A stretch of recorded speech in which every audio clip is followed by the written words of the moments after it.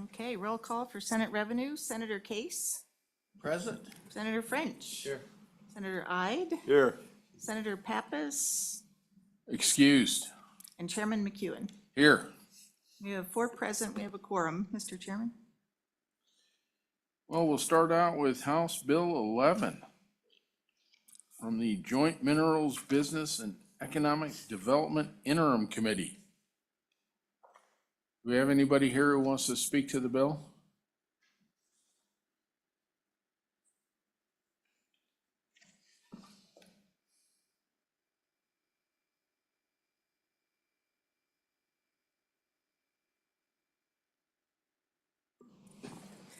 Good afternoon, Mr. Chairman, members of the committee. My name's Jody Levin. I'm here on behalf of the Trona industry. Just by way of some quick background, one of the questions that we get asked about this all the time is why was this a Joint Minerals Committee bill? So the Trona industry and the Wyoming Mining Association requested this as an interim topic. We did talk to the co-chairs at the time of the Revenue Committee and asked if they'd be interested in addressing this over the interim.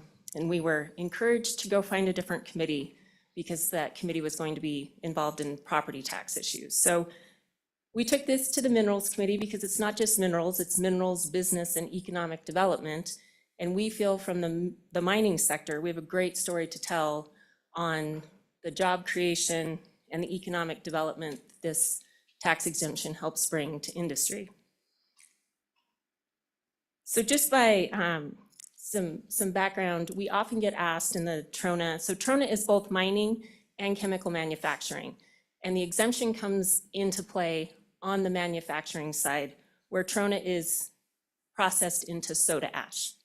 So the entire US soda ash market is in Sweetwater County in about 1,000 square miles. So it's an incredibly impressive industry in very concentrated land. The production that occurs in Sweetwater County is about 90% of the US market. So for the soda ash industry, our competitors are global. So 60% of the product is sent overseas. And we face, strict global competition, tough global competition. We have a number of projects that are looking to expand to try to increase the amount of foreign exports and create more jobs. So in recent years, we had one expansion project that was $380 million. That resulted in 120 new jobs. We have 2 expansion projects that are in the works right now. These are massive projects. Combined, they're over $9 billion. They're slated to bring in some figures here for you. One project is looking at 530 new full-time jobs, 6 million tons of soda ash. The other one is about 300 full-time jobs and 3 million tons of soda ash. So when you look at the loss to the state versus the benefit to the state, in the mining sector, we really feel like this is an overall benefit to the state in terms of additional jobs. And these are high-paying jobs, Mr. Chairman. The average salary in the Trona industry is $100,000. They have 2,300 employees currently and a payroll of $450 million. So these are incredibly well-paying jobs. And then the increase in both property tax that the state will receive and of course additional severance tax. So when we took this to the Minerals Committee, we asked them to review this in terms of an economic development business perspective. That committee originally addressed this as a 10-year exemption, and we said, that's great. We're happy to come back every 10 years and prove that this is still a benefit to the state. Ultimately, the House decided to change that sunset date. We think that's the policy call of the legislature, but we have no problem defending that we believe that this exemption is a benefit to the state of Wyoming. With that, Mr. Chairman, I'll stand for any questions.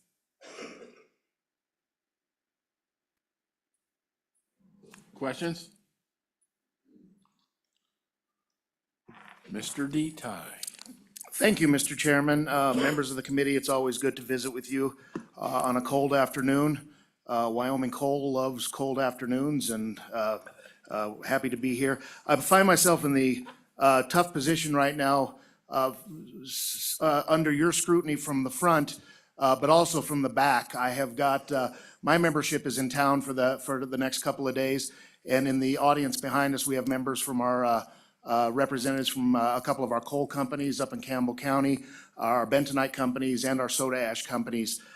So I'm getting the needles from both sides. They're my bosses, and you're my bosses as well. So happy to testify on this. The Mining Association fully supports House Bill 11 and the manufacturing, sales, and use tax exemption. So a couple of notes that Mrs. Levin, I will add to her testimony. There are 47 other states that have manufacturing sales tax exemptions. And we believe that keeping this exemption in place for Wyoming operations keeps us competitive and helps us to entice continued investment in Wyoming. The manufacturing exemption is vitally important to our mining industries that not only pull the ore out of the ground, but also process and manufacture the products that we use in America every day. Mrs. Levin already noted our Trona operations. We have bentonite miners across the state, and they pull that clay out of the ground, and then they manufacture it into its miracle mud, the clay of 1,000 uses. They manufacture it close to their mines into oil field products, drilling fluid, and hole plug. And we are the pet litter capital of the world. If you want to support your Wyoming bentonite industry, you buy cats. And this is done in the Bighorn Basin, the Trona County, and in the northeast corner of the state.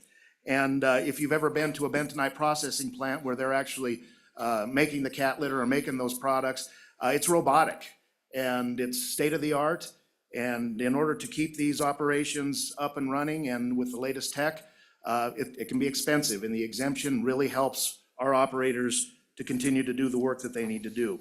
We're on the leading edge of a significant uranium boom, and following extraction of the uranium ore in Wyoming, it's produced in situ, basically pumped out of the ground, and then it goes to processing facilities where it's processed into yellowcake uranium for sale on the global market.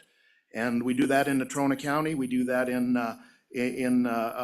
Campbell County, and again, the exemption really helps and is going to help keep our operators up and running, and we're going to lead the nation in this new nuclear renaissance that we're starting.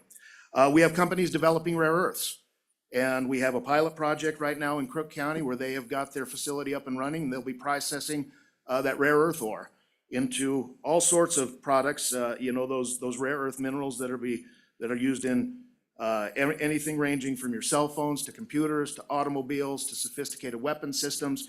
And we're going to be doing that right here in Wyoming. So those guys are going to be taking advantage of this manufacturing exemption.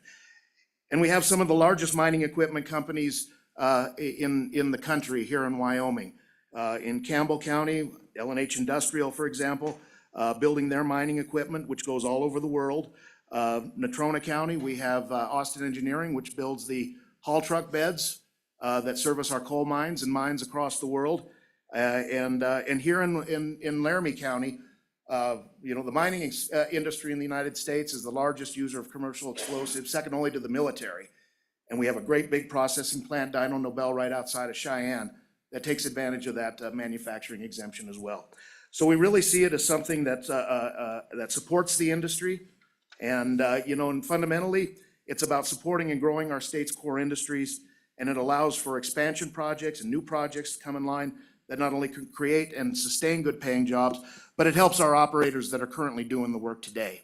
And I think this is the second or third time that I've been sat before a legislative committee advocating for an extension of the sunset date on this particular exemption. And what I think that shows is that folks in the state are using it, they are getting results, and they are helping our companies do what we need to do, produce to mine the mineral resource, to process it into the products, and to create those jobs and continue to generate tax revenue for the state of Wyoming. And so with that, Mr. Chairman, I would stand for questions. Still not buying a cat. Questions? You could buy two. Thank you, Mr. Chairman. Thank you, Mr. Detail.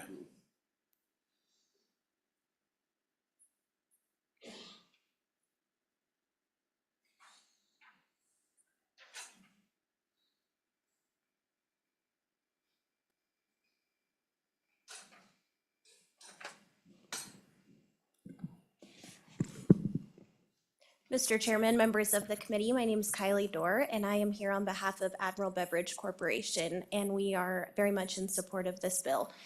Admiral Beverage operates a bottling plant in Warland, playing a critical role in the production pipeline for soft drinks and other beverages. The process begins with creating syrup from concentrate, sweeteners, and water, which is then used to manufacture beverages or packaged in bagged in-box system for direct connection to fountain lines. With state-of-the-art equipment, they can produce up to 500 bottles and 1,200 cans per minute. This efficiency is essential not only for meeting demand, but also maintaining competitive pricing and supporting local jobs in Wyoming. The manufacturing sales tax exemption directly benefits operations by reducing costs associated with purchasing essential equipment and materials. Beverage manufacturing is a capital-intensive industry, requiring significant investment in equipment to ensure efficiency, safety, and quality. On average, major equipment requires full replacement every 5 to 7 years, with ongoing repairs and upgrades throughout its life cycle. For example, Admiral Beverage is currently installing a new blow molder at an estimated cost of $800,000. Following a $1 million investment last year to increase water capacity to meet finished goods demand. These critical upgrades would be significantly more costly without manufacturing sales tax exemption in Wyoming. Additionally, after production, they package and store products in Wyoming-based warehouses before distributing them to various markets, ensuring that much of the value chain remains within the state of Wyoming. The Warland plant serves not only Wyoming, but 3 additional states in our region, supporting other Western and Midwestern markets as needed. The economic impact of their operations extends way beyond the Warland facility, benefiting local suppliers, transportation services, and countless businesses that rely on the products. Over the past 4 years alone, this exemption has allowed Admiral Beverage to save close to $250,000. Funds that have been reinvested into infrastructure improvements, job creation, and supplier partnerships throughout Wyoming. Without this exemption, increased operational costs could threaten the ability to remain competitive and continue investing in our workforce and economy.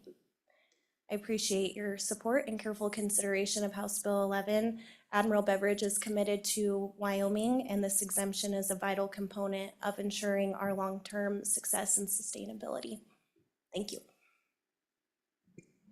Questions? God bless Pepsi. Yes, ma'am. Excuse me. Good afternoon, Chairman McEwen and members of the Senate Revenue Committee. I'm Betsy Hale. I'm the CEO of Cheyenne Leads. Leads is a private economic development nonprofit for the city of Cheyenne and Laramie County. Since 1986, Leads' mission has been to position Cheyenne and Laramie County, Wyoming as a location of choice for new and expanding businesses. Cheyenne Leads supports this committee's passage of House Bill 11. According to the Tax Foundation's 2024 State Business Climate Tax Report, 47 states provide a sales and use tax exemption on manufacturing equipment. This exemption is not just an important recruiting tool for Wyoming economic development and our diversification, it is a critical tool for keeping existing companies in Wyoming. Cheyenne Leads is currently working with an existing Cheyenne advanced manufacturer. This company is a third-generation family-owned business. While the company is headquartered in another state, which does not offer the sales and use tax exemption, they have expanded in Cheyenne twice. The sales and use tax exemption on manufacturing equipment is a primary reason they continue to grow in Wyoming. This company came to Wyoming in 2012. This second expansion will be a $40 million investment in land and a $40 million investment in the building and equipment. Cheyenne Leads completes a site stats analysis of every economic development project we consider for incentives from Leads and also from the state.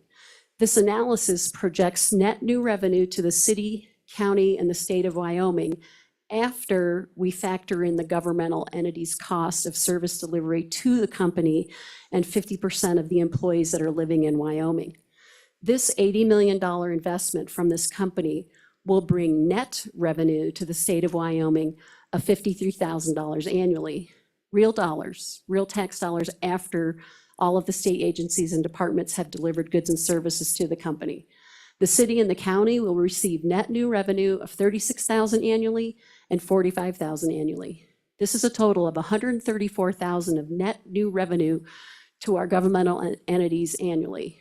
Cheyenne Leads also completes a return on investment report on our companies that we have offered incentives to and given incentive to. The University of Wyoming Center for Business and Economic Analysis completes this report for us every 2 years.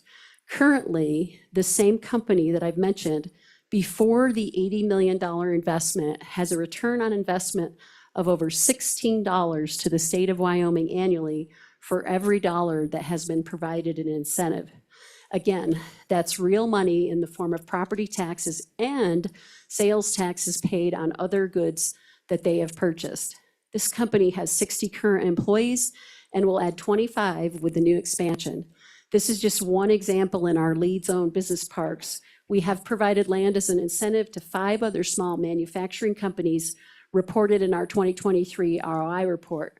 The combined return on investment of those 5 small manufacturers is $5.12 annually to the state of Wyoming for every dollar they received in a land incentive. Those companies have a total of 63 employees. I want to be sure the committee understands that manufacturers do not buy new equipment every year. Therefore, they often don't respond to the Department of Revenue's voluntary reporting survey every year. And this was a question that came up in a previous committee meeting on why there was such a low response rate. And so again, these smaller manufacturers aren't buying equipment as often as our larger Trona mine folks would and other mining companies. The sales and use tax exemption on manufacturing equipment is just one tool used throughout the state of Wyoming to attract and retain companies. Last year, Leeds worked with a major firearms company considering relocation from a non-gun friendly state. This company had over 400 CNC machines to either move or buy. That is $500 million of gun manufacturing equipment. If Wyoming is serious about recruiting and retaining firearms and ammunition manufacturers, this exemption needs to be permanent and predictable. Remember, 47 other states provide it. Thank you again for my ability to comment today, and thank you for a positive vote on this bill. I'm happy to answer questions. Questions? Senator French. Thank you, Mr. Chairman. Did the gun manufacturing outfit decide to come here? We're still working with them, although they have been offered a full building in the state of Texas. It's really hard to compete with states that have specific economic development taxes, and they can put a lot of money on the table, but we're still working with them. Well, thank you for your testimony. Yes, sir. Thank you, Mr. Chairman. If I can figure this thing out. Senators, thank you that you've agreed to hear my conversation today. I'm Rex Lewis. I'm the president of Puma Steel here in Cheyenne. We're a manufacturer to the construction industry. We do large structures, small structures, and everything in between. I take the opportunity to thank you for funding the student housing. I think $300 million over there in Laramie. We're supplying the structural steel on that. One way to look at that is that's several $1 million that stayed here in the state instead of went to fabricators outside of the state. We do major projects in the region. If you drove through downtown Denver and saw the tallest building to go in the last 40 years, that's our steel frame. If you happen to go into the largest Class A office building in downtown Denver, that's our steel frame. Or here in Cheyenne, if you went to the hospital, that patient tower that was built 20 years ago, that's our steel frame. So lots of projects. We have to compete nationwide. We just recently quoted a project in the last 2 days in Kentucky. We're doing a project in Alabama.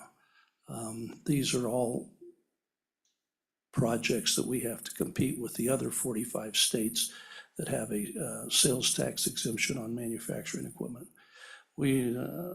She was referenced 400 CNC machines. We probably have 10 CNC machines, 1 robot and 1 cobot. That costs a lot of money. And certainly one of the things we look at is in our cost of doing business and investing and growing is this equipment. But if you don't have the latest robotics, you don't have the latest CNC, then we can't compete on a national or regional basis. So I encourage you, if you would, I would speak a little bit to the manufacturing sector overall. You know, it's an interesting time being in the steel business. The tariffs have gone crazy on us, and the Japanese firm is trying to buy U.S. Steel, probably the most successful company in the history of our country. So it's an interesting time to be in the steel business. But I'd say this about manufacturing in general. Wherever there are manufacturing jobs, there's wealth. One little thing, I got a lot of gray hair and been around a long time. When I was a kid, there were millions of people starving to death in China. Today, they are a superpower, an economic superpower. How'd they do that? They became the manufacturer of the world. And so they manufacture everything, probably the microphone I'm speaking on. And I would encourage you to support manufacturing in general and economic development in this state for manufacturing. Wherever it's at, it creates wealth. Stand for questions. Senator Wright. Yeah, thank you, Mr. Chairman. Mr. Lewis, you mentioned the tallest building in downtown Denver. Is that the Republic Plaza, or which building, Class A office building you're referencing? Thank you. Okay, and I would know them by several different names and probably not the names you know it. The tallest building in the last 40 years is what I said. And that would be 1144 15th Street. It's got the Optus up on top of the building. That's our steel frame. And if you want to see a fun video,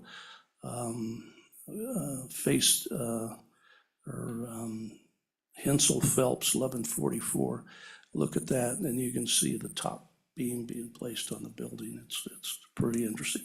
The other building I was talking about, the largest Class A office building, has just been recently occupied, and we know it as 1900 Lawrence. Often when construction projects start, they have a different name than when they finish, and you know, it's like a stadium. There's naming rights, and they sell that stuff. So I actually 1144 15th Street. I think the biggest occupier of that is Gates. We know them as Gates Rubber Company. And then the top two floors, most expensive office space in downtown Denver, is owned by a security company, and they deal in cyberspace security.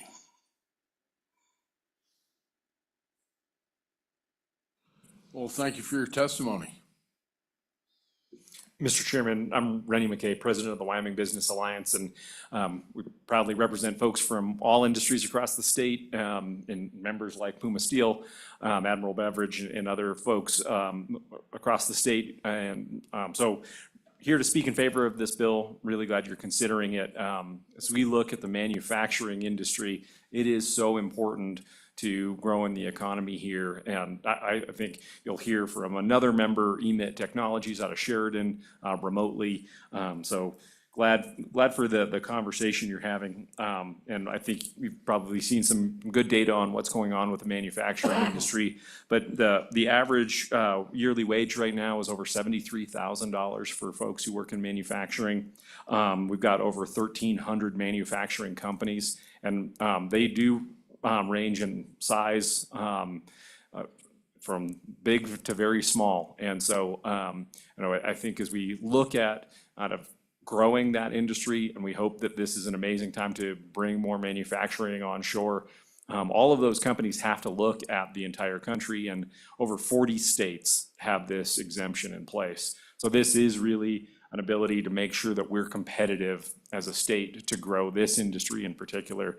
And this really does help us target where folks are going to make the next investment of that equipment. And then that means jobs that come with the new equipment, and more property tax too. I think Ms. Hale did a great job of kind of explaining the ripple effects of this. So I think this is very positive, and that this is a very important time for us to try to lift up the manufacturing industry in the United States generally, and for Wyoming to stay competitive with our neighboring states. South Dakota is the only state next to us that doesn't have this tax, but they do tax raw products and kind of have another means to support the manufacturing industry.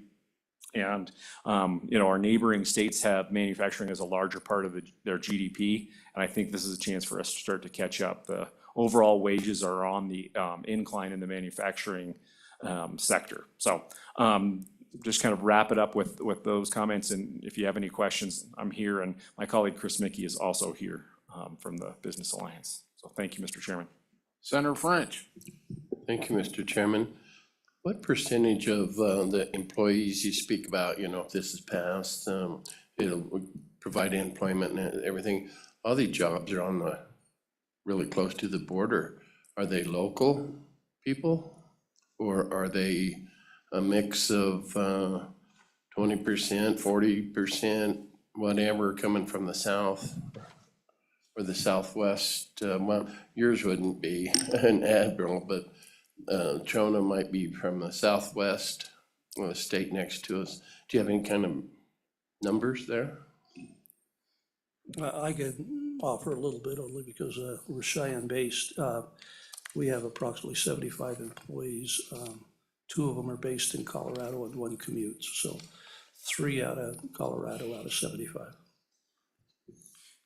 Mr. Chairman, I think if you talk about here, I think that's very true. The manufacturers that I know in the southeast, they have folks local.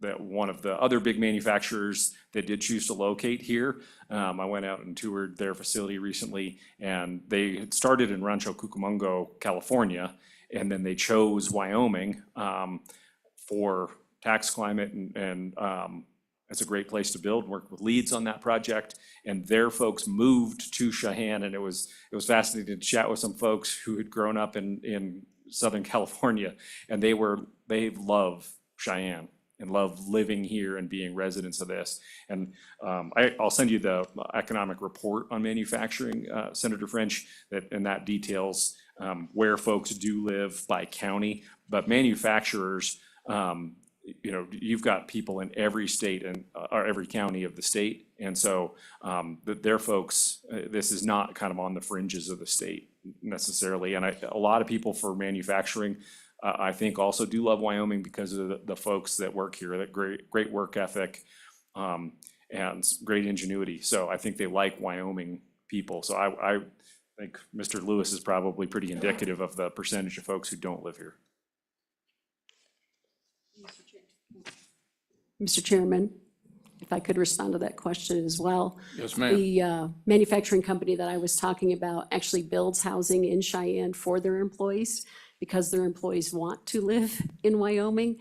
Because of our favorable tax climate from a personal income tax standpoint, many people, when they come to work in Cheyenne, get a pay raise. And so I think what you'll find is particularly these smaller companies, and one of the things that we're finding is multi-generational family-owned businesses. For example, Eagle Claw, they'll be relocating a lot of their business out of Colorado to Wyoming. Their building is now open. They've just started ramping up with employees. There's a sense that Wyoming is a place where there are still family values. And so these companies that are 100 years old, that are located in states, as I mentioned, gun companies in particular, where they're not welcome anymore, are really looking at Wyoming. And I think when we can talk to them about this exemption, it makes not only good sense from a value standpoint, it makes good sense from a dollars and cents standpoint. So thank you, Mr. Chairman, and thank you, senators. Thank you. Any other questions? Well, thank you all for your testimony.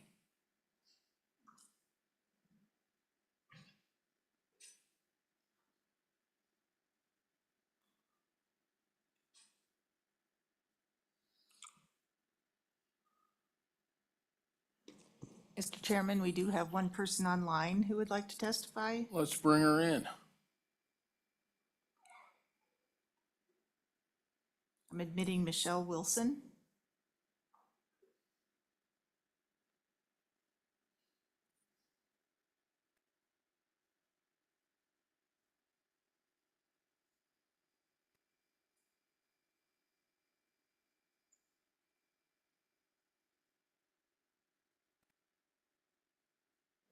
Good morning, Mr. Chairman and members of the committee. Can you hear me? Yes, ma'am. Welcome to Revenue. Great, thank you. So as she said, I'm Michelle Wilson, Chief Operating Officer of EMIT Technologies, a Wyoming-based manufacturer founded nearly 25 years ago in Sheridan. Today, I urge you to support House Bill 11, which is critical to the continued growth and competitiveness of manufacturing in our state. EMIT currently employs over 200 people in high-paying manufacturing jobs. Throughout our 150,000 square foot metal manufacturing facility in Sheridan, we build our own products in natural gas compression and work as a contract manufacturer for companies across the country. Over the past 5 years alone, we've invested more than $10 million on state-of-the-art equipment, allowing us to expand our operations and add over 100 jobs. The manufacturing sales and use tax exemption has been instrumental in making these investments possible. Without it, our ability to compete would be significantly impacted. Higher costs would most certainly slow our growth, limit our job creation, and make it all the more difficult to continue our diversification efforts beyond just oil and gas markets. As you've heard today, manufacturing is a growing industry in Wyoming. Extending or making this exemption permanent ensures Wyoming remains competitive, attracting investment and strengthening our local economies. This exemption is not just about reducing costs for manufacturers. It drives our job creation, capital investment, and increased property tax revenues that benefit our communities.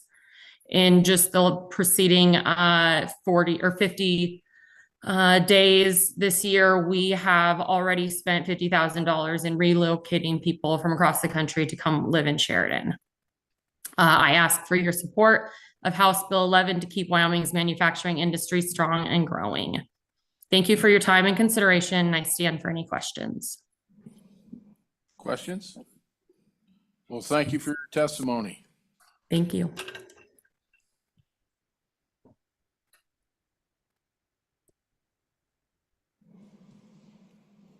Can we hear from the department? I think they just shook their head no. We get a call them up.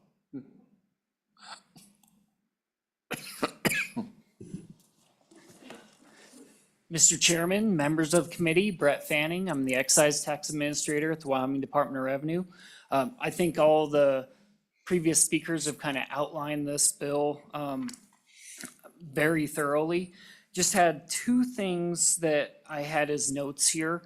The first one is currently right now in statute, the manufacturing exemption is the only exemption where there's actually a sunset. We've had some in the past and they've sunsetted or been, the exemption's actually been repealed. This is currently the only exemption we have in the sales and use tax statutes where an industry does have to continually come up and have these conversations. Again, I don't know if that's a good or bad thing. It's just something to note. Mr. Chairman, the last point I had on this particular bill was on page 3, line section 2. There are 2 repealers in this bill. And I just wanted to clarify that at least 4 out of the 5 members of this committee would be familiar with that. Those repealers were based on interim discussions from the 2023 interim, where the legislature by its vote decided to clarify and simplify this manufacturing exemption. To be completely honest, we have received the department very positive feedback on this. It's really made this exemption very clear for manufacturers and what constitutes them in being able to utilize this exemption. So I just wanted to make clear that there is, Mr. Chairman, and I believe you will likely hear it in the coming future, there is House Bill 40, which also includes this exact same section 2, the repealer. It's based on legislation that passed last year that inadvertently forgot or did not include the use tax statutes. And so conforming language in here, but just wanted to make sure you were aware of that, Mr. Chairman. I'm guessing Senator Case has a question. Would I be right? I might have a few, Mr. Chairman, if it's all right, I'll try to be quick. Mr. Fanning, thank you very much, appreciate it. With regard to the repealers, I'm trying to track them in. I think I understand that they're trying to fix the discrepancy between the sales and the use tax statute. And then I went to try to track it, and what exactly is in one statute that's not in the other, to the subcomponent? And I thought I saw newspapers, and I kind of went bizarre on that. So back to you, sir. Mr. Chairman, Senator Case, yes, exactly. It's just conforming language to match what we already have in statute for sales tax versus use tax. And so then, Mr. Chairman, Senator Case, I do have that exact language. So the repealers are, would you like the statute or just the language with? Just the language. I'm Okay. trying to know what it is, Mr. Chairman. Thank you. So, Mr. Chairman, Senator Case, 39-16-105A, Romanet 8, D, subparagraph I, that one is a manufacturer classified by the department under the NAICS code manufacturing sector 31 through 33. And going back 2 interims now, that was hard for the department to administer. The main reason is because these are voluntarily reported codes to the Department of Revenue. And it even goes a little further in, the businesses give us a description. And the Department of Revenue does our absolute best to put them in the right classification. We just didn't want to be the ones responsible for not allowing an exemption because that particular business was miscategorized correctly. And in many cases, again, the manufacturing expands so many different industries. Big and small, cover every single county in Wyoming. And so trying to classify those was hard, both as smaller business owners trying to see what exactly they're doing. Now we have the language in statute that says exactly what you are to be considered for the manufacturing exemption. So that's the first point. The second point, Mr. Chairman, Senator Case, does not include non-capitalized machinery except machinery expensed in accordance with section 179 of the Internal Revenue Code. And Mr. Chairman, Senator Case, this was also very tough to administer. A couple different reasons. Again, we don't always, the Department of Revenue and the Department of Audit did not always have records on what these folks or what these companies, these manufacturers were doing with their federal tax returns.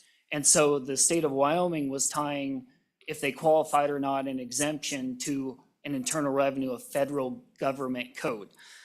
In general, previous audit experiences, this is just kind of general expenses would not qualify for the manufacturing exemption. But as you've heard testimony before, manufacturers don't always buy these big pieces of equipment every single year. And so just based on our current definition of manufacturing, that was already covered as well. So with our current definitions in statute of what is manufacturing machinery, what is directly and predominantly in manufacturing, these codes and these were repealed on the sales tax side and then inadvertently or mistakenly, I'm partly to blame for that as well, left out of that legislation that passed last year. And Follow-up?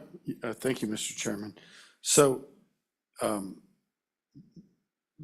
this stuff is in the use tax and probably shouldn't be, although probably use tax is where, for big equipment, they don't buy it in Wyoming, do they? They buy it somewhere else and have it brought here, so they probably own more use tax than sales tax. Would that be fair? But anyway, it aligns up use and sales. But if I heard you right, this is in another bill as well. We'll just have to get that all together. Mr. Chairman, Senator Case, all of that is completely correct. The only thing I want to add to that is remember with use tax, if this qualifies for the manufacturing machinery, it would be exempt. Right. And so, but yes, the department agrees with everything you just said and the conforming and aligning language. Okay, Mr. Chairman, I might change gears just to talk about the manufacturing tax exemption.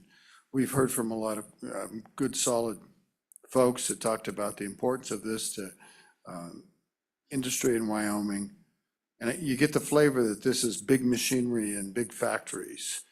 But that's not the whole extent of it, is it? What is the least amount of manufacturing equipment for the, and you could give it perhaps examples of more common stores in communities or facilities in communities that might take advantage of this, that aren't trona mines or, refineries or what have you. Help me with that.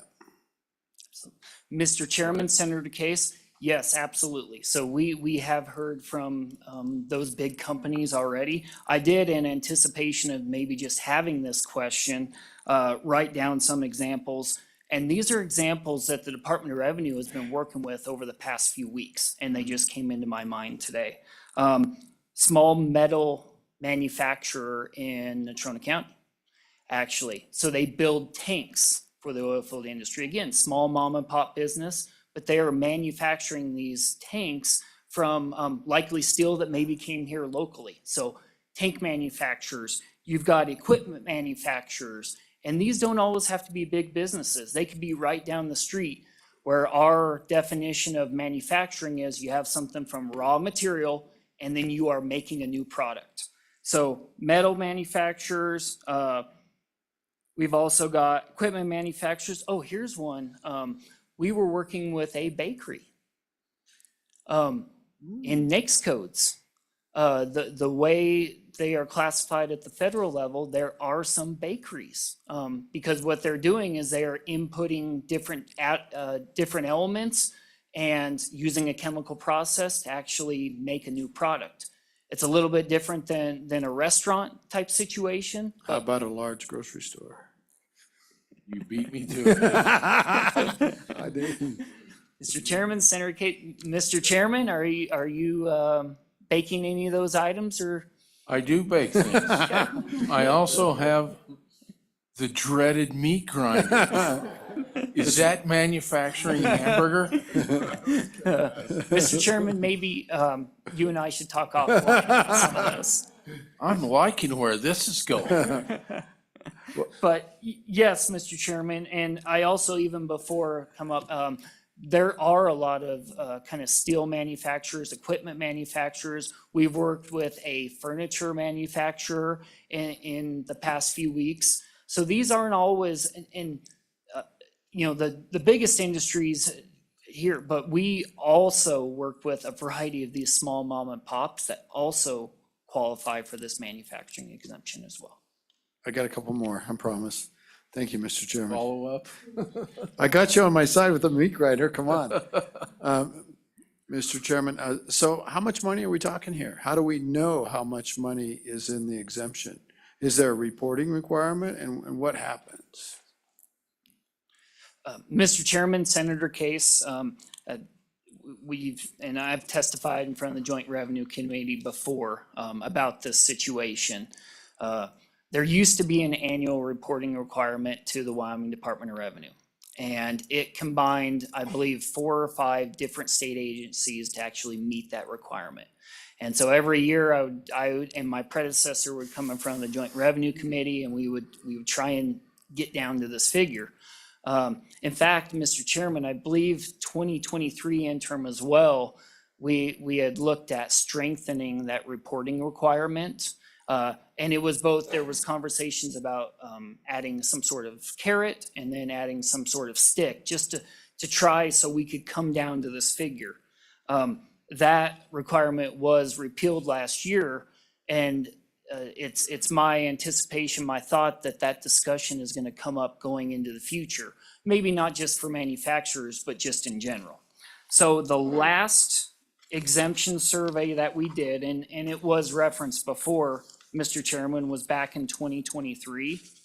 And as was mentioned, our response rates for all of our surveys, not just with the manufacturing industry, was not very good. It was 38% in this particular year. And of that 38%, we had $4.3 million in tax foregone. Mr. Chairman, I guess that's a way to say it. Foregone revenue from 38% of the responses. And I've looked at the list that we've sent out, and there are big manufacturers that didn't report to us, and there are small manufacturers that didn't report to us. I had a copy of our survey actually prepared in anticipation of this, where it was just a one-page form. How many exempt purchases did you have in this fiscal year? Manufacturers could have put 0 if they wanted to, but a lot of them, as we've testified, it does take a little bit of administrative work, and this is the auditor and Brett talking, to come up with that figure. It does. You've got to go through all of your purchases and you've got to add it up either manually or in Excel or however you'd like to do it to come up with that figure. So there is an administrative burden, and I've testified about this as well. Over the years that we've surveyed for the manufacturing exemption, and I went back, our response rate is in that 30 to 40% of the folks that we sent out. In our system, we have 1,342 manufacturers in our system that are classified as manufacturers. Again, the Department of Revenue and our customers, our taxpayers, do our best to get you categorized correctly, but 1,342. And of those amounts, over the years, the tax foregone, again, Mr. Chairman, I'm just going to use that term, ranges from a couple $1 million up to $18 million. Again, as was testified before, projects matter and projects are expensive. And you can really see some ebbs and flows when some of our bigger industries are doing big projects. But it also applies to some of our smaller ones as well. Ones that are in your downtowns and your outlying areas every single day. So hopefully that helps answer that, Ms. Senator Case. Bringing her home here, Mr. Chairman, if it's okay. So we don't really know what the elasticity of investment is, so to speak. Or we don't, what I really mean to say is we don't know that if we reduce our sales tax for these, or continue the reduction in sales tax, that it will provide a stimulus that offsets the tax collections. Or the alternative hand, say the tax went back on, say that we didn't deal with, and do we know that the discouragement of manufacturing investment would be more than the tax revenue? Do we know those things? Mr. Chairman, Senator Case, the answer is no, we don't. But it's also important to note that we also don't know it for our 50+ other exemptions as well.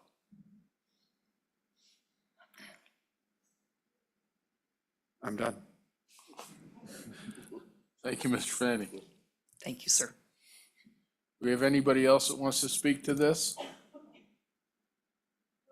We will close public comment and work the bill.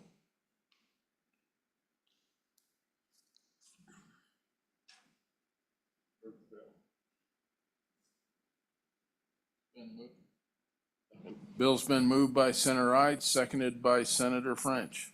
Page 1.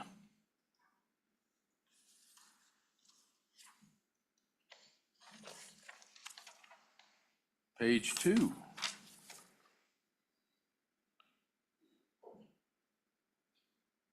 Mr. Chairman? Senator. Thank you, Mr. Chairman. So just, this is the engrossed version, so the only amendment in there is it effectively took the 10 years out and made it permanent. That is correct. Thank you. Page 3. Mr. Chairman? Senator Case. I'd like to propose a reporting requirement. It'd be a new section 2 before the repealers, or maybe it could be a section 3 after but a reporting requirement on this, similar to the language we've used before.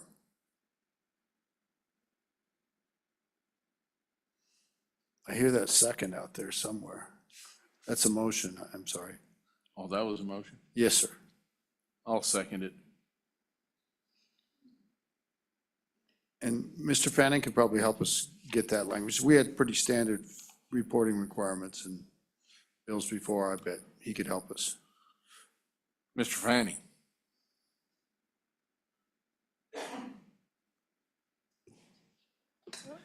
I guess I'm looking for clarification for everybody on the committee. How hard would that be to do and what would that look like?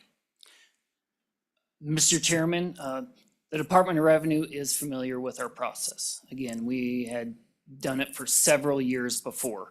I do have the language, and Ms. Dawn, I'd be happy to get that language here and and I can outline it here if you would like to, Mr. Chairman. So that's one question for you, if you would like me to kind of outline what it is. The second point I would like to make too is, since it is now technically out of the sales tax side, if you did want to put the use tax reporting requirement back in, it would likely be something that would need to go in the sales tax reporting requirement as well. Again, for that consistency and what we've talked about with House Bill 11 and then also House Bill 40. So, okay. Senator Ide. Thank you, Mr. Chairman.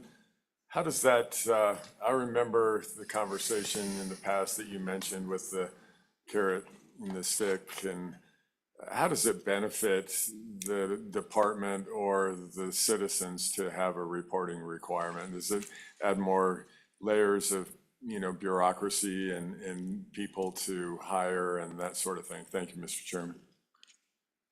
Mr. Chairman, Senator Ide, outstanding awareness as always.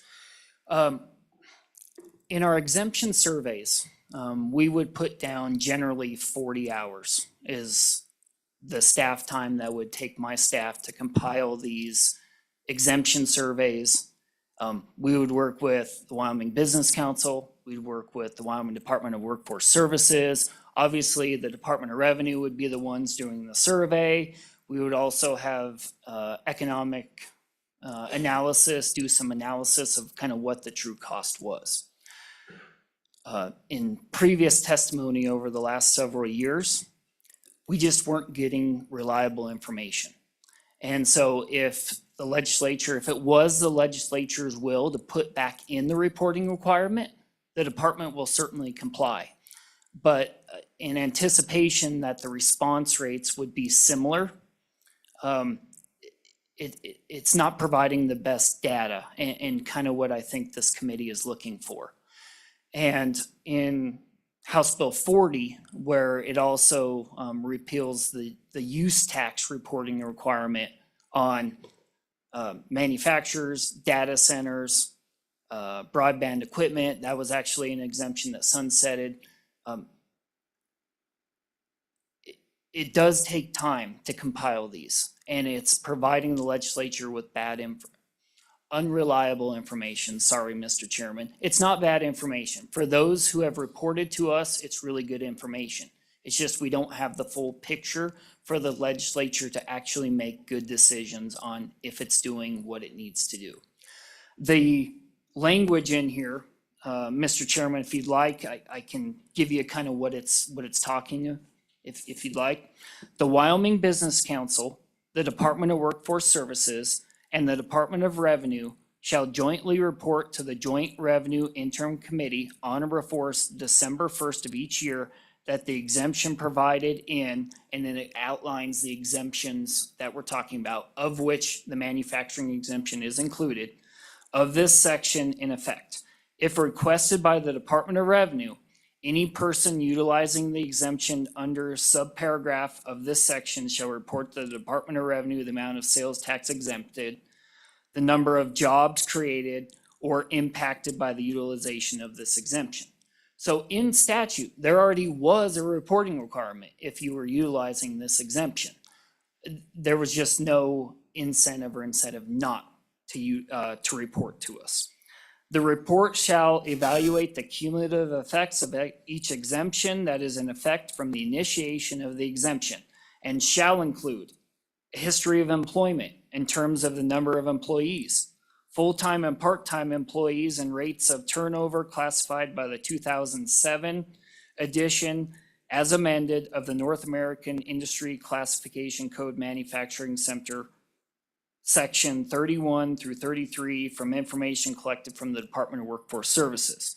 a history of wages and benefits disaggregated by gender for each job category, and a comprehensive history of taxes paid. So there's a lot going on here, Mr. Chairman. I think I'm there. I'm gonna ask you a pretty simple question. I'm not the sharpest tool in the shed. But if we put the reporting requirement in this bill, we would just have it in 2 places instead of 1. We're really not adding anything that isn't already required. Am I understanding that correctly? Mr. Chairman, not exactly. Right now, in the sales tax statutes, there is no reporting requirement. Right, Mr. Chairman, sorry. Senator Case? I think we could bring that into this bill, because the bill title already says, repeal and sunset date for sales tax and use tax, repealing provision for the manufacturing use tax to align with the sales tax. I think we might be able to get it in. But what we could do, Mr. Chairman, is have the reporting requirement and add the words to qualify for this exemption, comma, they shall report. Mr. Chairman, Senator Case, yes, it's currently in this, it's currently not in our sales tax statutes. It is currently still in the use tax statutes. I guess my question is, do we want to take this up on the floor or right here, right now? Well, you seconded it. I think it's a good idea. I really do. I'm against the idea just because it puts more, the onus on the manufacturers to more paperwork and then more employees for them as well. So I think it's more layers on the private sector too. So I'm not in favor of it, but that's just me. Yeah. But more in general, we're entering an era where we're reducing property taxes. Sales taxes are important to local governments and the state. When a business expands, it uses local services, it uses state services. There's a basic fairness thing to keep the taxes low and across the board. Asking what they did, what they did to qualify for the exemption is not a bad idea. Here she comes, look out. I did second this for the discussion. I know more you than did. I You can love the idea. You can still vote no. And we don't have to go far down the weeds if it's against me. Mr. Chairman, Senator Case, thank you for allowing me a brief opportunity to talk about the reporting mechanism. Throughout Title 39, you will find multiple areas in various types of taxes that have exemptions for economic incentive. When this topic was brought up during the interim, it really was a question of, do you, as a legislative body, want to put some teeth into the reporting requirement, or recognizing that the information, and as just stated by Mr. Fanning, there's a lot of stuff going on that you're requiring the Department of Revenue to compile that is not really, we're number crunchers. We are not economic analysis agency. And another thing that should be clear is people don't apply for this exemption or any of the other exemptions that we've got for economic incentive. It is not that the business applies to us, we look over the criteria and we say, yes, you qualify. They read the statute. They print out a certificate of exemption, and then when they're purchasing equipment, they provide that certificate of exemption to the vendor that sells them the equipment. So our communication that we have is with vendors, not the taxpayer or customer that we're speaking to specifically here. So that's why there had to be this other mechanism for reaching out to these taxpayers that are purchasing equipment. Now, what the discussion also went to is, he just read the statute. Is that the type of information that this body is interested in determining and evaluating if that exemption is accomplishing the intended purpose? So what I wanted to say is, I believe there should be a reporting requirement, but I think it's much broader than this manufacturing exemption. And I also believe that that reporting requirement needs to, first of all, identify what does the legislature want to know? And then once we've determined that, how do we prop up some sort of a system that makes it so it is not a large, time-consuming responsibility on the behalf of the taxpayer to report? Make it easy for them, just something. But what I would suggest is this goes into economic incentive for property tax, economic incentive for mineral tax, sales and use tax. I would really appreciate an opportunity to have this be an interim topic and make this a reporting mechanism so that the legislature always gets this report every year. We talk about the sunset date, and this happens to be the one bill. But the legislature meets every year. You have the opportunity, if you were to get the information and find that you did not feel that it was having the intended effect, you can always bring a bill to remove an exemption. So with that, that is what I wanted to cover. But I certainly believe that most entities are willing to report. I believe there are other states that require reporting. We just need to find that sweet spot that makes it good information, not a bunch of stuff that we're not interested in, and make it a easy process for those taxpayers. I'm going to ask a really oversimplified question as I see how this works. Let's say the dreaded meat grinder dies. Oh, no. And I have to, I'm going to love that meat grinder. and I have to get a new one. And I buy it from a vendor. And I don't want to get into the weeds in this, but let's just say it was exempt and I print out a certificate of exemption and I give it to the vendor and he does not charge me sales tax, then the onus is on the vendor from that day forward.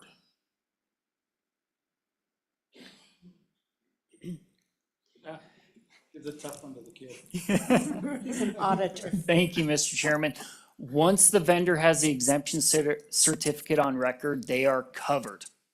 It is now on the onus of the purchaser to prove that they qualify for that exemption. Well, that doesn't sound good. Thank you.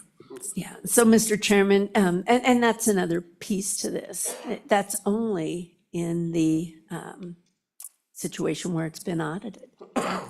We don't audit, the majority of the companies don't go through an audit. So it just seems to me like it needs to be much clearer in statute. Well, I appreciate you clearing that up. So if I actually qualified for the exemption, I'd still be covered. If I didn't, I'd be guilty of fraud. I'll keep working on my own meat grinder. I don't want a new one. Thank you. But, Mr. Chairman, the reason we would want to know is we want to know if we give the tax break, if it makes any difference. Does it encourage more economic activity in terms of, benefits to the state than it costs us? That's all it is. And if companies don't really care much about the sales tax, they can come here and then get 5% off the cost of their manufacturing equipment. They can sit here and say that. And that's great for them. And I realize the money goes to a good use. But we don't really know if it's a net benefit to the state or a net loss. And there's a distributional aspect to it as well, because our communities, especially cities and towns, rely proportionally more on sales taxes than do other branches of government. including counties and the state. So that's just an issue. It's an empirical question. I've been trying to get at this forever. And every time we've actually studied it, it raises concerns that maybe we are foregoing revenue we could have. Okay, are we ready to vote on the amendment? All those in favor, say aye. Aye. All those opposed, nay? No. No. Okay, and exactly that. moving on to the bill, Donna, will you call the roll?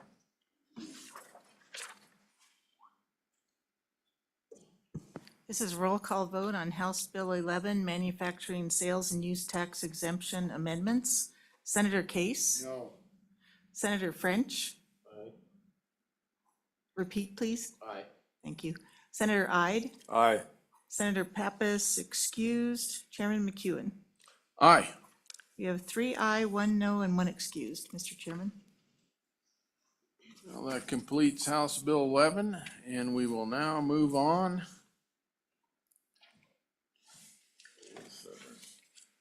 To what? Full severance tax. Yeah. House Bill 75. Coal severance tax rate.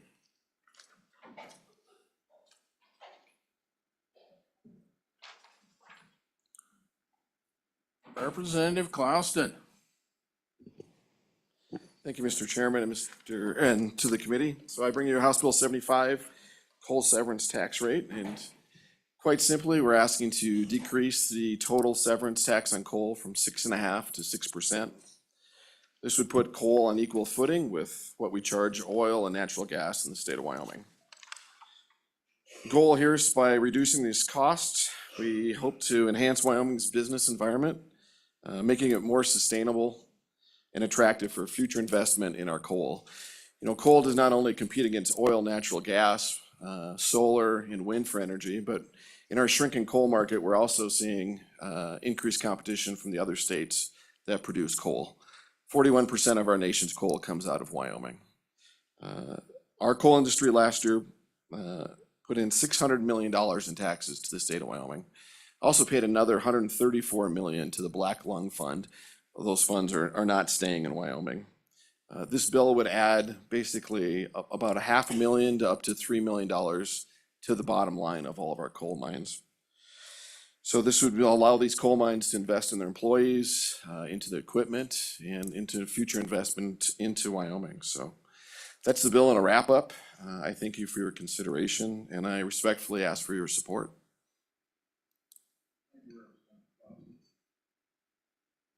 Thank you, Representative Clouston. Thank you, Mr. Chair. Do we have anybody who wants to comment? Department?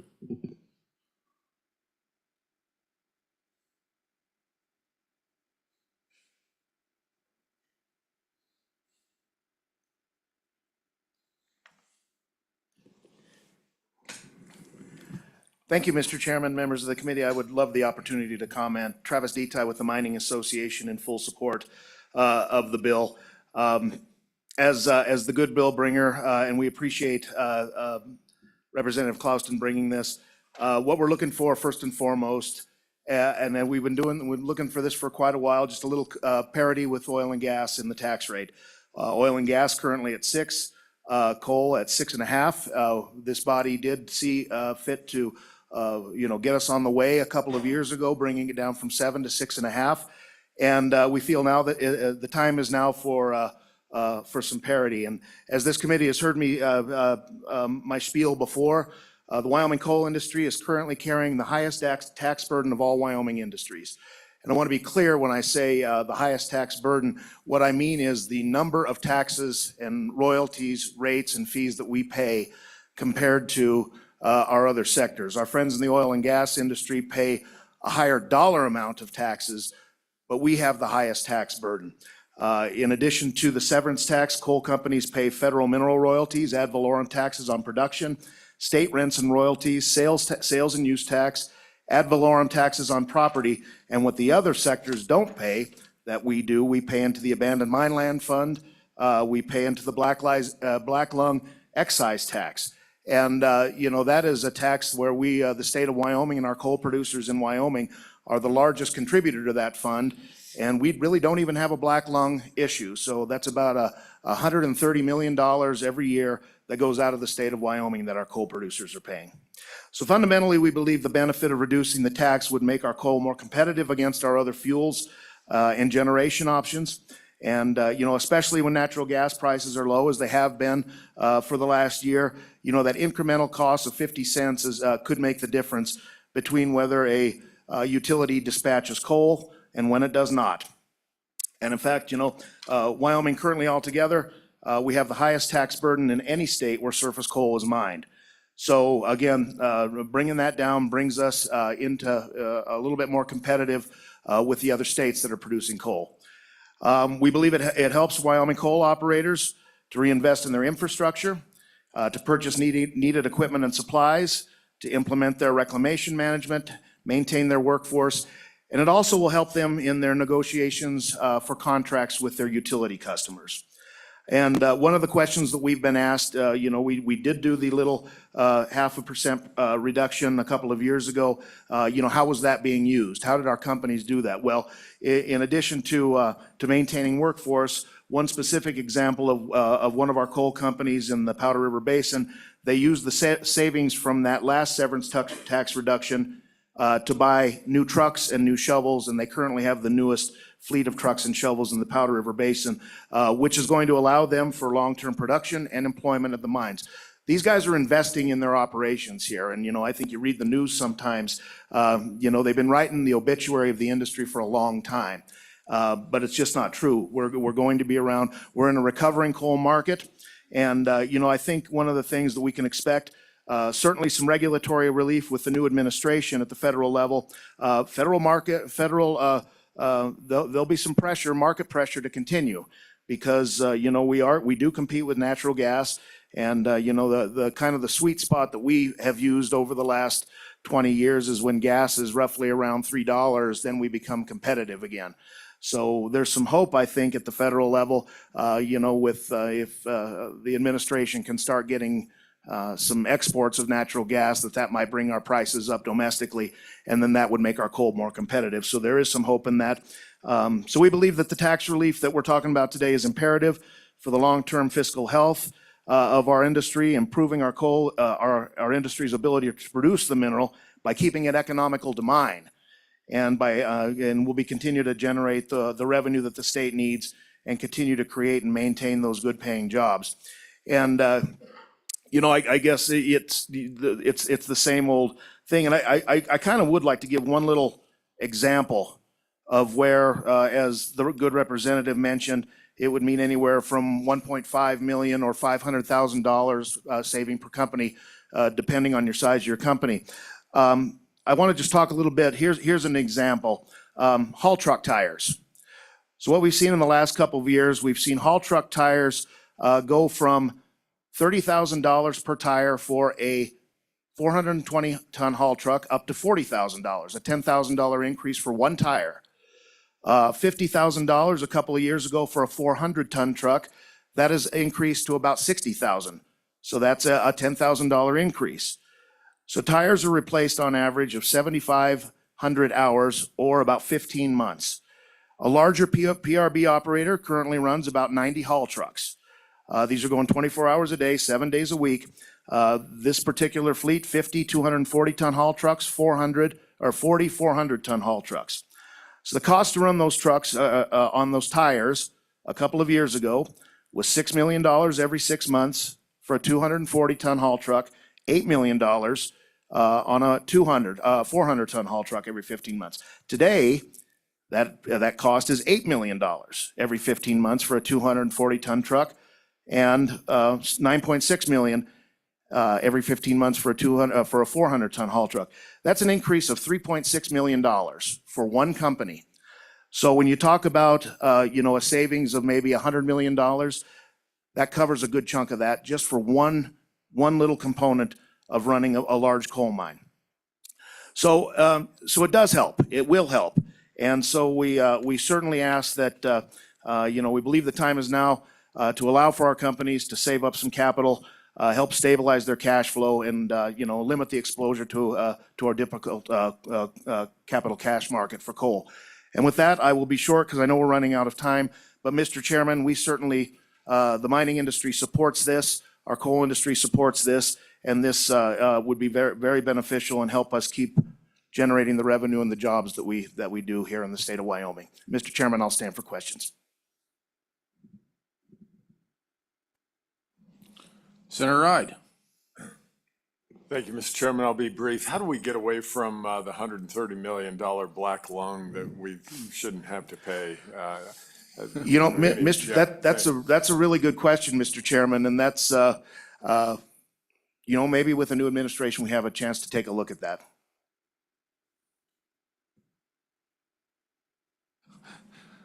Commissioner Ford.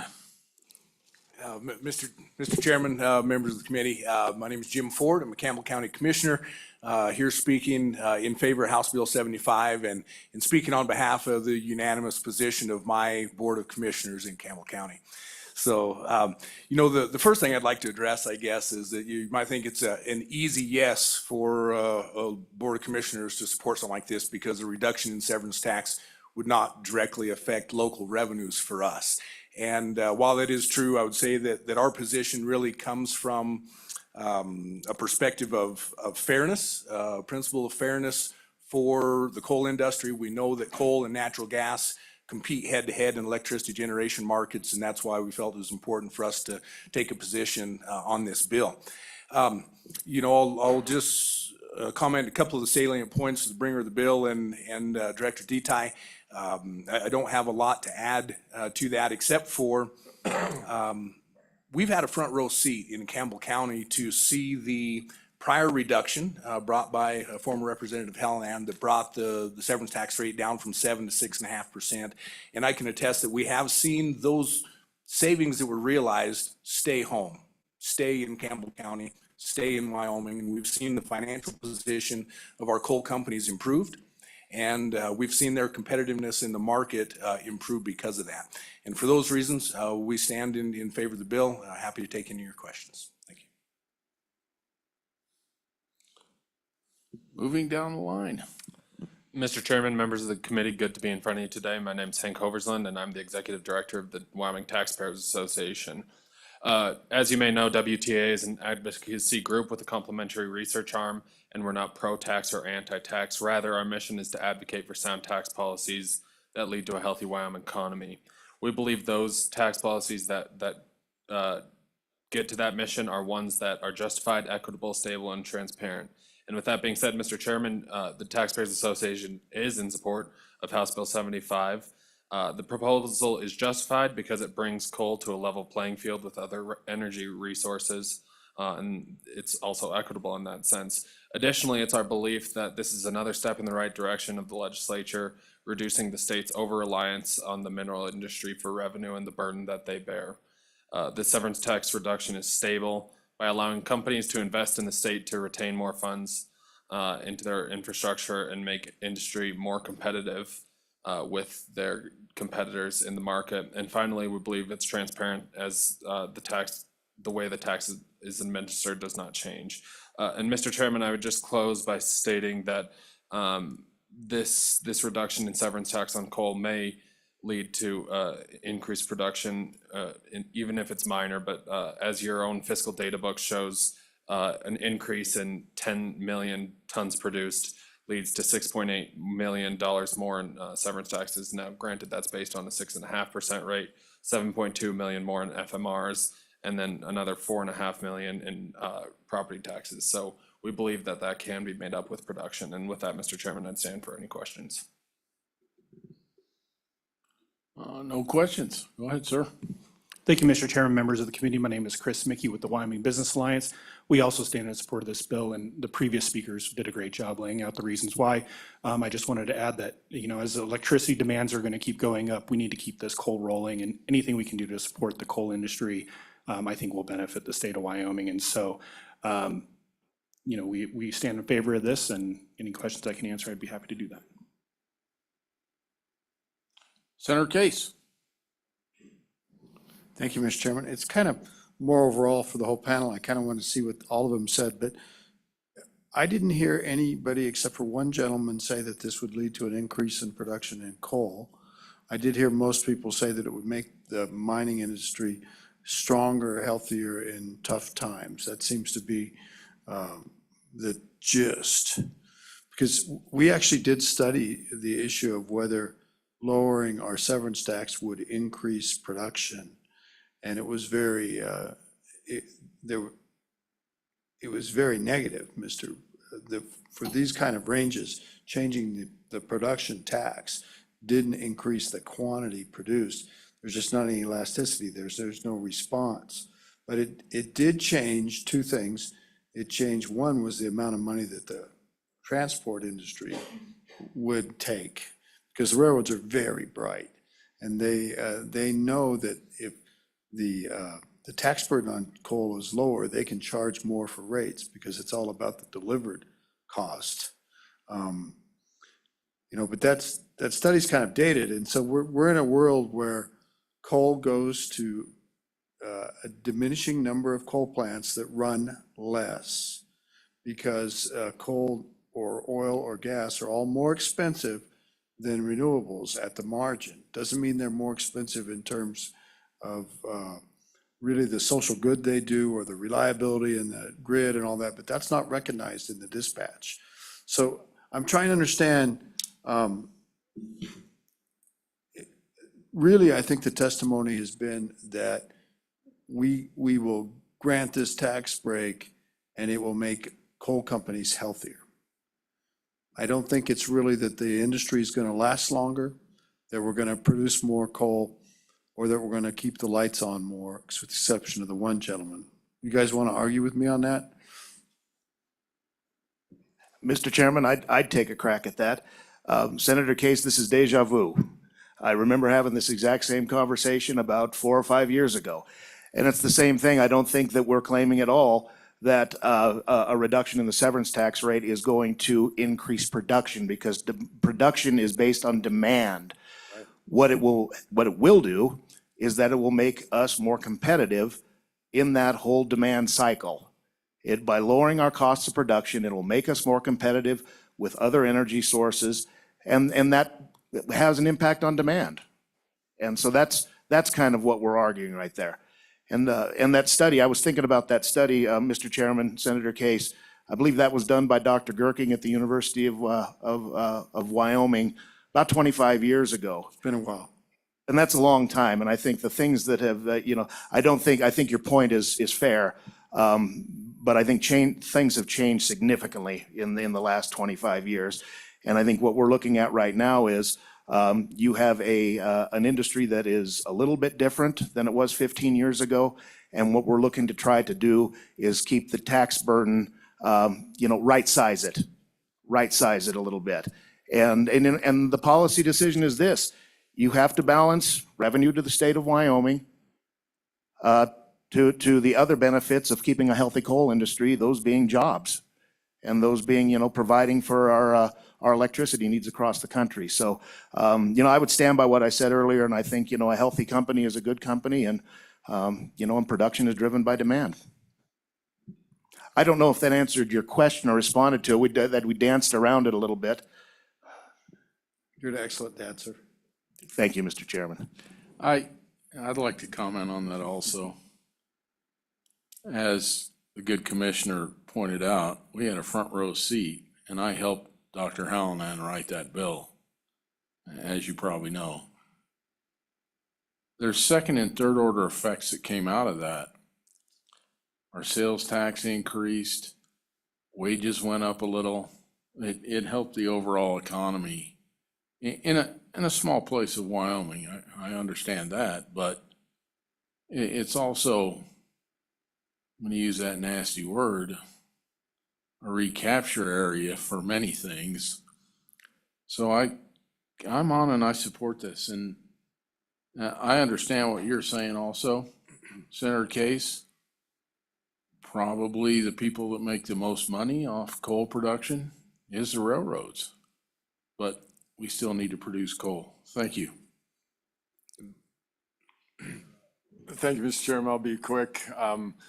I'll push back against that, all of that a little bit. If good senator next to me here, I just go back to the Reaganomics era. If you want more of something, you subsidize it, which would be the case of alternatives. And if you want less of something, you tax it. So I think less taxes gets more production. So thank you, Mr. Chairman. Mr. Senator. Commissioner?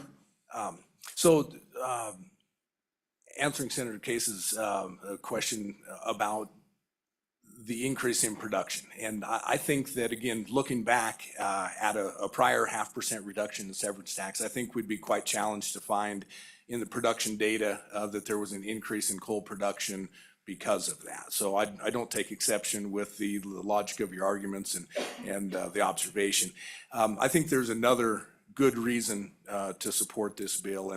And for us, for me personally, I think that to achieve parity in taxation with coal versus our other primary energy mineral resources and oil and gas, I think that's a good enough reason in its own right to promote fairness in tax structure between oil and gas and coal. And that's the primary reason my board supports this measure. And yeah, that's all. Thank you. Thank you, Mr. Commissioner.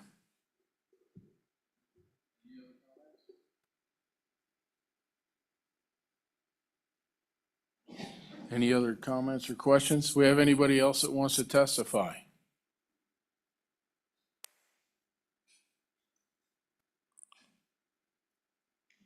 Well, we will close public comment. What's your pleasure, committee? Move the bill. It's been moved by Senator Ide. Seconded by Senator French. Mr. Chair. Senator Case. I know it's a good white bill and probably a good white bill after we get done here, but the only thing I would say in preface is the allegations that there were beneficial effects to the reduction in the 0.5 cent, I mean, there's no proof of that. So we don't know what the path would have been with or without the tax. And we didn't study that. There's just this really good feeling that things were better with the 0.5 cent reduction. And people notice more the investment that was made, but we don't have any proof of a causality at all. So you could have had the exact same economic activity even if the severance tax hadn't been reduced. And I do think it's significant, sir, that no one is claiming anymore that there would be an increase in production. We're just saying that the coal companies probably would be better off going forward. So I'll leave it at that, but you can. I would agree with you. Yeah. I base my comments on talking to the people that run the coal mines. Yeah. And I don't think they did a triple blind study and a statistic analysis with a Box-Jenkins error dismissal. So I'll stand corrected on that. It probably could have been an emotional comment. No, you're good, sir. I wasn't picking with you. I'm just trying to, there's no proof, and I appreciate it. I was actually agreeing with you. I know, and I love your meat grinder. Okay, page 1.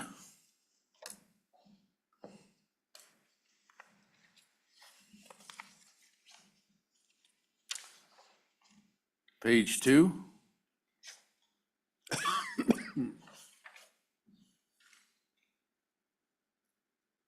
Everybody's happy with the effective date?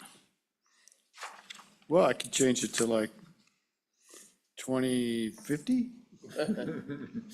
I guess you'd get me back for the other bill. Okay. Donna, you want to call the roll? This is a roll call vote on House Bill 75, coal severance tax rate. Senator Case? No. Senator French? Aye. Senator Ide? Aye. Senator Pappas excused. Chairman McEwen? Aye. We have 3 aye, 1 no, and 1 excused, Mr. Chairman. House Bill 75 is passed the Senate Revenue Committee. And if there's no other comments, we will adjourn. Thank you, Mr. Chairman. I think we don't go in until 2:30.